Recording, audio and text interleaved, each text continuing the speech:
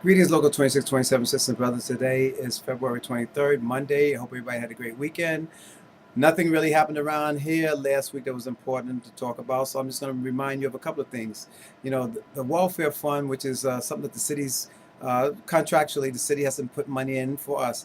It gives us things like benefits and health insurance and MELS, Municipal Employee Legal Services. And I want to mention MELS for a second. If you have a problem with, say, evictions or divorce or credit, uh, child suspensions, you're trying to buy a property, you need people to help you on the mortgages, you know, setting you up with the mortgages and stuff like that, you need to talk to MELS. MELS will help you. And another thing, since I'm talking about MELS and legal, let me just make a point to you. If you're going to co-sign somebody's loan, make sure you understand what you're actually doing. Because if that person defaults on the loan, you're held responsible. And a lot of time, you don't even know that they defaulted until you start getting letters from the person who lent them the money. And I'm telling you from personal experience. I co-signed for a person who was a student for a student loan. And when you're a student, if you're currently a student, you're only responsible at that time until you finish school for the pay the interest every month. In this case, the interest was $10. The person refused to pay the $10, and I got a letter from the education department from the loan people saying that I was in default of the loan. I mean, and I didn't know about it. I didn't know that the person wasn't paying the interest off, but I got screwed. I also had a member call me last week who had paid a lot more money than what I paid for the loan. And what happened with that was the person left the country. They left the country.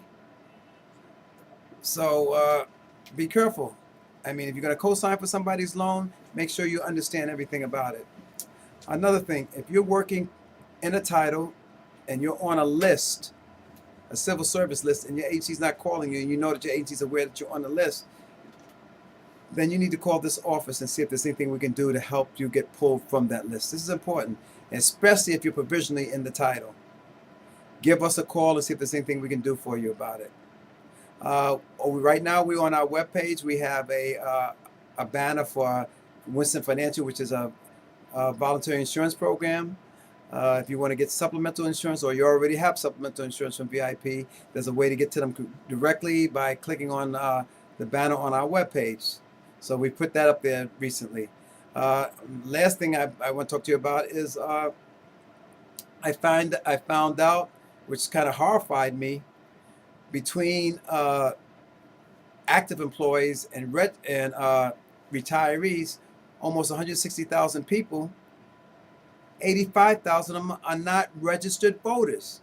And we're surprised why we can't get the legislation passed that we want, because we're not even able to go out there and vote for the legislation that we want, because 85,000 of us are not registered voters. You should be ashamed of yourselves. You should not be sitting there complaining about anything if you're not a registered voter.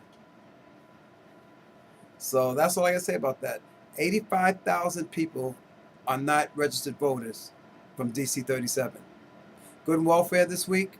Sabrina Powell, unfortunately, our sorrow and our empathy goes out to her.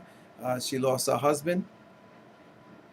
And in a good note, Hal Perkins, one of our shop stores at NYPD, he just got married. So until I speak to you again next week, in solidarity, this is Robert Ajay. Have a good one.